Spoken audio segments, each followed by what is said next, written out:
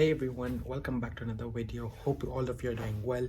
Eid Mubarak to everyone who has celebrated with their families and friends, with loved ones, and to those who did not celebrate with their families, those who are working, saving lives, more power to you.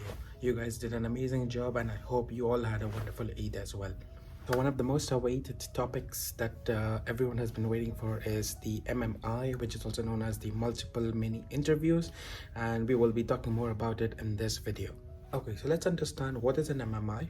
MMI stands for multiple mini interviews, which is nothing but several short assessment stations that you are put through to assess your soft skills. Your soft skills would include your cognitive thinking, your ethical thinking, and much more. So it's basically about how you understand and appreciate things around you. So what is usually focused during the MMI? During the MMI, the focus is mainly on how you approach a given question, case, or a scenario.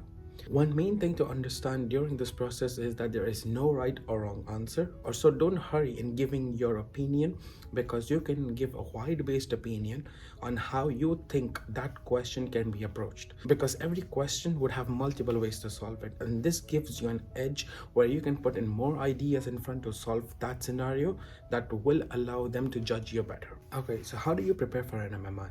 To prepare for an MMI, you need to keep the following things in mind. First, to make sure that you use proper communication between you and the examiner. Second, you need to make sure you use proper phrases and sentences when you're communicating your thoughts. It should not happen that you have multiple thoughts and you are giving them in a random order. You need to make sure that you're organized properly before communicating it with the examiner. Third, try not to use filler words. This is mainly because you need to make sure that the sentence construction is professional and that the examiner understands what you are trying to communicate. If you're using more filler words such as and the and of, and even fillers of voices like and stuff, this will make the examiner aware that you are not focused in this case scenario itself and beating around the bush. So to just avoid that miscommunication between you and the examiner, make sure you use as less filler words as possible. 4, try to understand on how to approach an emergency situation with ease and calm. This is important because rather than giving opinion in a matter of few seconds, taking a step back and thinking on how to approach an emergency scenario with multiple options can actually prove you to do better than students just rashly giving their opinions. 4, try to watch YouTube videos that will make your learning process easier. Watching YouTube videos will actually make you understand on how other people's thought function actually works. This will give you some help, some motivation, and also it can give you some hints on what they used in such a scenario. So if they were to use certain sentences, certain thought processes and getting to an answer, you will understand how it works and you can actually form better scenarios, or you can actually have better opinions to that case scenario. And last but not the least, always remember to keep a smiling face when answering any situation. Irrespective of the examiner's mood or his way of approach to you, never forget to be in the most calm and composed position, because they are going to put you on a spot where you are going to get nervous, where you're going to get agitated, where you are going to shiver. But make sure that you don't lose your calm, because that's what they're trying to assess. So what are the things that you actually need to know before you come for an MMI? First, make sure that you have your formals on, and this does not mean that you need to be overdressed with a priced suit to make sure that you have your accessories and stuff on. No, formal in the sense means a formal professional approach.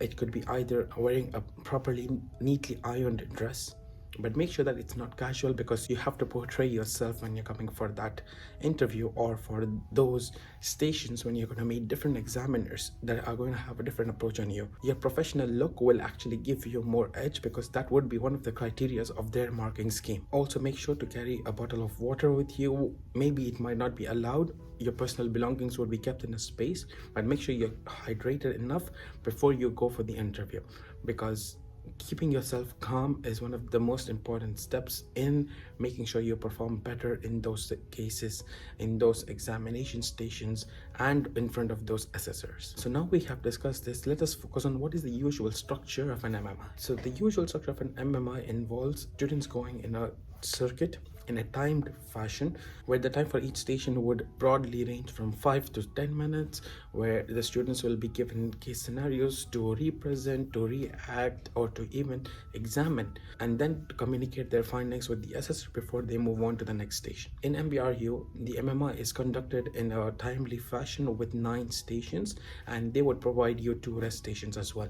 So this means only 7 working stations. So first, let's discuss the rest station before I come back to the working stations. The rest station goes exactly by its name, which means rest. You do not need to do anything. You can take a rest for that station for the same amount of time you would be inside a station which will be working. So for example, if a station would last for 5 minutes, you will have 5 minutes of rest station where the others would be giving the exam, but you would not be. This time it is for you to relax, give yourself some rest, and make your mind function. Try to analyze what happened in the previous stations. What if there is any lack or any error that you did, try to overcome that, and make sure that you have all these thoughts organized before you go to the next station, and make sure you perform it all the well over there. All right, so let's come down to the working stations.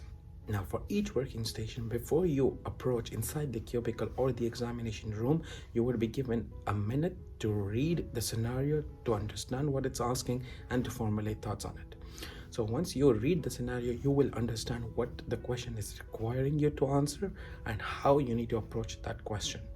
This is the time where you take to think, to formulate your thoughts, and to make it in an orderly fashion before you enter the room, before you know what to ask first. Now, these working stations can be divided into 2 different categories. The first category being with the assessor directly, and the second category being with the assessor and a stimulated patient. Now, the station with the assessor would involve you to interact directly with the assessor itself. So what happens in this scenario is you read the question, you understand, and you ask your questions, or you communicate your thoughts directly to the examiner itself.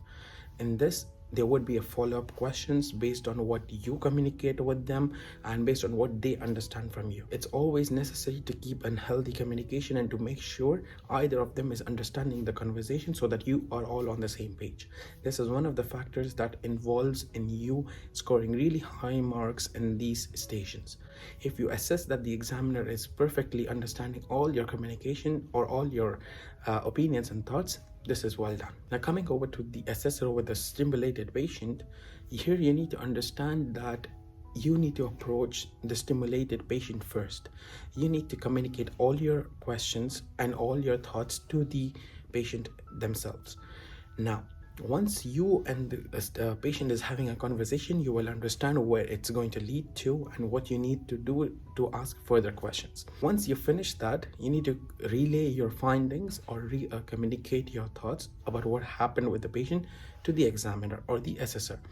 And the assessor will ask you follow-up questions if needed based on what you communicate to him or based on how you performed that case or that station. Once both of you are satisfied on how you have communicated with each other, that will end the station and you can exit. These working stations hardly last for 5 minutes. So it's a quick approach where you organize your thoughts and make sure that you ask every right question in that moment. However, it is evident that anyone can get nervous when you have a time frame in hand, but always remember that when you're asking those questions, if you have an order about what you're going to expect, you will easily complete them one by one. To give you some examples on what they could ask you in these stations, I'll give you an example each so you will understand on how the stations can be. For example, if you're having a station with the assessor and a stimulated patient, the case scenario could go like you're a doctor working in a COVID facility. You have a patient who is COVID positive within a quarantine facility, and the patient is agitated, irritated, angry, and wants to leave the quarantine facility and go out. How would you approach this scenario? So once you have this question in front of you, there's no right or wrong answer. There is no one step that you can take. So you need to take a step back and you need to think what could be the possible solutions to approach this scenario, because always remember there is multiple ways to solve any case that they will give you. So if a case as such comes to you, you need to evaluate, okay, what's going on in the patient's mind. You need to ask them what's going on in their mind. Try to analyze and understand why they want to leave the facility. Probably if there are family members around, could be the son, could be the father. Is there anyone influencing their decision? Is it the healthcare staff working around? You need to understand the importance of why the patient wants to take such a decision. Is it that they have something to be taken care outside the hospital? Once you start analyzing these things, you can start communicating them to the patient back about explaining how severe the situation is, about how them living in a quarantine facility is needed, is a necessity. And then you start giving them opinions, trying to make them understand, trying to get the help that they need, trying to give them solutions to the problems that they are coming up with. You do not need to influence any decision, but rather encourage a healthy communication. So when you're trying to identify the problems, trying to find the possible solutions, the examiner is going to assess on how you're communicating them. Is it with empathy? Is it with intellectual skills? Is it by raising your voice? All these things will be noted down. Always remember to approach with calm. Always remember to approach with a sensible motive. On the other hand, for a scenario that involves only with the assessor, there is one thing that is really common asked in many international exams as well. It's about, for example, you are a healthcare worker working in a shift in the hospital, and you find your colleague is abusing. Now, abusing could be many things. Abusing a substance, so it's substance abuse. So you need to understand about what substance it is and to move forward with that. Other could be abusing other healthcare workers. Probably it's a senior who's showering all the jobs on junior, or the seniors in the department are overworked. So this is an abuse for the healthcare system. So you need to understand and evaluate what kind of abuse it is, and then approach the scenario. So the assessor will start asking you questions about how your approach would be in such a situation. So you need to be aware about all the situations, and always make sure that whenever you're answering such questions, repeat the question and the answer back to them. For example, if the examiner is asking you about your healthcare worker, and if you would need to report it to any senior, you would need to take a step back and analyze, like you would go approach the junior, try to ask what's going on with them, try to make sure that they are feeling safe, trying to make sure that the conversation is happening in a secure area, and trying to make sure you understand what's going on with them. And then when you are communicating these findings with the examiner, you need to make sure that the examiner is understanding as well. So you need to repeat your answer to the examiner, like, doctor or sir, whoever is present in front of you, I have mentioned these things. Is this what you have understood, or should I explain it again? And stuff like that. So this is what is noted in your communication skills as well. So these are basic general ideas on how you can approach case scenarios, either directly with the assessor or with the assessor and a stimulated patient. There are multiple YouTube channels that provide all these resources on how to prepare for an MMI. One of them is Course Grinders on YouTube. You can find their channel in the link description as well, and they have certain scenarios that they have enacted out on how to approach a case scenario. That's really wonderful to watch as well. Once you start clicking through them, you will find multiple other channels as well who have shared the same material and different approaches. So you can check them out as well, as they will help you on how to approach a scenario. Apart from that, you have multiple websites online that you can just type on the internet and go through them. Since MMI is nothing medical related, it's a general overview, you will find abundant material online. Just make sure to write it properly on the search engines. Where you write MMI for medical school interviews, you will get loads of material. Just try to organize them. Try to practice as much as you can. The only difference between you and the person who is performing better is the person who is exposed more to this. And the only way by getting exposed more to this is by solving more scenarios, by searching through more answers online, so that you have more knowledge on how to approach that scenario. So if a similar scenario was to appear in your paper, you know how to solve. All right, so that's basically an overview about how an MMI would be conducted for you and how you need to go about it. You will be receiving further email instructions from your medical schools from the colleges that you're applying for the MMI on how they would proceed in their university or how they would proceed in their hospitals, what would be the time frame for each station, what would be the circuit, and where would you fall in, how would you need to approach the instructions, what you can carry, what you cannot carry. So everything would be listed by the authorities. They'll email it to you, and then you will know what to do it. with those specifics. Moving on to the last segment of this video is that I put up an Instagram story a couple of days ago asking people about any questions they have on MMI. So let's take a couple of them, and if you would have a similar concern, it would solve it for you as well. So someone asked if there would be any role play stations. Yes, there would be with a stimulated patient as discussed above. And someone asked about how to get a good score and what to expect on that day. So to get a good score, one best way is to search online about MMI score checklist to make sure what are the score checklists based on. And once you have an idea about it, just try to make sure that you touch all those points. And once you touch them, it'll give you more clarity, and the examiner will focus more on them as well. Someone asked if the preparations for the YouTube videos is enough. Entirely no, because the YouTube videos will give you an idea about how an MMI would be, about how a station would go on. But the more practice, the more better it is for you. The more cases you approach to, the more questions you're approaching to, it's going to be better for you. Someone asked, is there any source to study ethics from? Any books for UAE medical ethics rules? One thing to understand about this is the medical ethics is not going to be different from one country to the other in a broad scale. So if you're approaching a general idea, you do not need to know specifics about the medical ethics that's going on here, since it's going to be ethical scenarios, cognitive scenarios that's going to go all around the world. So following any resource that you had previously would be enough as well. Someone asked, will there be teamwork stations? It's all an individual based scenario, but there might be questions where they can assess how you would role play that scenario as a team. Someone asked, if we didn't pass MMI, can we take it again or start from beginning by writing MRI? So MRI and MMI is a different pathway. Once you clear MRI, you apply for the interviews, and the first part of the interview is an MMI. Unfortunately, if you don't clear for the MMI, you don't proceed to the next step, which is the specialty interviews. So if you were to fail MMI, you would need to reapply next year.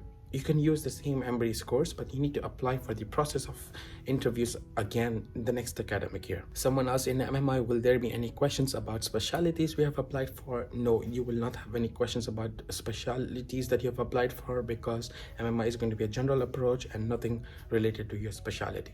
However, once you clear MMIs, the next step would be specialty interviews, where you will be asked specialty focused based questions. Someone asked us, if I got the MMI acceptance, am I accepted to my first choice?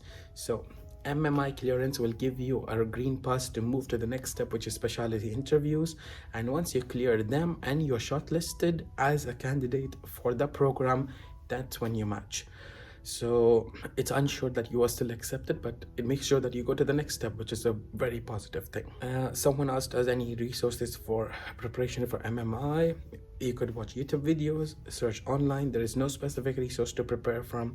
Make sure that you do a cumulative work by you studying with friends, because you enacting a scenario to them and them enacting a scenario would form two people having more thoughts or more approaches to the same question. That will give you more clarity on how to solve these questions as well. Someone asked us, do we have to speak our thought processes too, or only when we come up with the answer? So as I explained it before, MMI is going to be something that is relaying what you are thinking about that case. It does not necessarily mean an answer, because there is nothing that's going to be a right or a wrong answer. You need to relay your thoughts to the examiner and try to approach to possible solutions to that questions. So never mention that this is what I'm going to do. However, you could always say that the one way to approach is this, the second way to approach is this. However, in my honest opinion, I feel doing this would be the best solution for the patient, the best solution for the person, the best solution for the country, etc. Whatever is asked in the question. Someone asked us, do we have to wear lab coat or formal clothes in abaya? So formal clothes or abaya would work perfect. You do not need to wear a lab coat since it's not a medical thing. However, if you want to ease yourself with a lab coat, they will not stop you. Someone asked us, can you shed some light on what all we must avoid to not fail or disqualify in the MMIs? So there is not a big list of what you should not do, because MMI is an open space with a limited time to communicate your thoughts. But always remember to not exceed your time. because you can lose marks if you exceed your time limit when you're discussing your thoughts. The second is always make sure that you are communicating your thoughts properly to the examiner by understanding the question properly. If you do not understand the question, you can ask the examiner to repeat what the question was, or to make sure that you repeat the question to the examiner and ask him if I have understood this question correctly. So this way you will avoid approaching the scenario in a different manner, which is exactly not how the examiner is expecting it. So this will actually avoid you to waste your energy in doing something and the examiner is not happy about. These are the two broad ways that you can avoid yourself to disqualify yourself from MMIs. One other way that many people should make sure is to be respectful to yourself, to your surroundings, to your colleagues, to the other MMI people, even to the authorities. If you are a cause of a nuisance, then they will not accept you from the start. So make sure that you're respectful to everyone around you, because at the end of the day, you're going to be doctors, you're going to be practicing physicians, so you need to show empathy, you need to show skills that you are well formed and well built for that situation or to be in that position. Okay, someone else asked us, are MMI similar to OET speaking section? Well, no, because a speaking section in an OET exam will have a particular pattern, and the pattern in an MMI is different. It's a station-based, themed in a circuit fashion.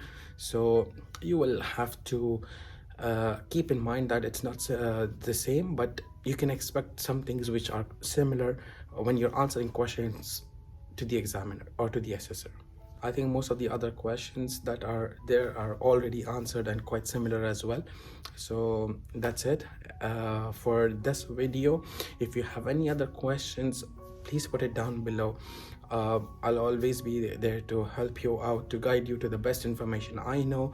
I will put down the links to the websites and to the YouTube videos that are quite helpful in preparing for this MMI, so you can go through them as well. And I wish you all the best in the upcoming MMIs, and make sure you pass on to the next step of specialty interviews, which is also going to be very challenging, but making there is a big win.